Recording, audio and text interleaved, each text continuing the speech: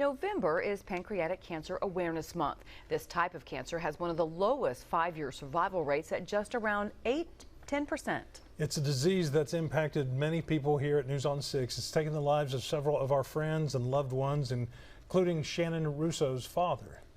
Tonight in our Oklahoma's Own original report, Shannon has a look at the research being done in Oklahoma that could save lives. Pancreatic cancer is an unforgiving, aggressive disease. Because the pancreas is so well hidden in the abdomen, finding cancer is difficult and often happens too late. Typically, when you develop a pancreatic cancer, it's not going to cause symptoms until it's pretty far advanced. Symptoms are vague and include back pain, weight loss, jaundice, and dark urine. That goes so quickly, or it did with him so quickly. Linda Hall of Coweta is all too familiar with pancreatic cancer.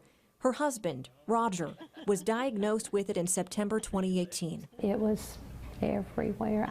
After developing blood clots and significant blood pressure issues, the symptoms didn't seem too concerning at first, until he began to have some back problems. And he said, "I'm hurting from my back all the way around." Roger went to the doctor.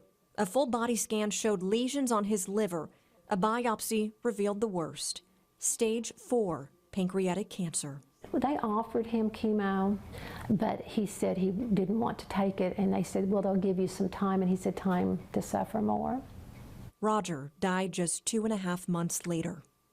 Unfortunately, stage 4 is not curable. Most are lucky to make it a year. That's because the cancer's already spread to nearby organs like the liver and lungs. Surgery offers the only chance of survival if the cancer's caught early enough. A common yet tricky procedure is the Whipple. That's when doctors remove part of the pancreas, small intestine, gallbladder, and bile duct. They kind of just centralize everything that it could spread to and take it out. Robert Stidham had the procedure done more than a decade ago. For years, he struggled with pancreatitis until a doctor told him the news. Basically gave me the news there, you got pancreatic cancer. You got a 6 centimeter cyst in the duct of your pancreas. Robert was just 31 with a wife and 2-year-old son. I remember me and my wife were in the car, and just tears were just rolling down my face, and just kind of thinking to myself, why me? You know, why God, why me?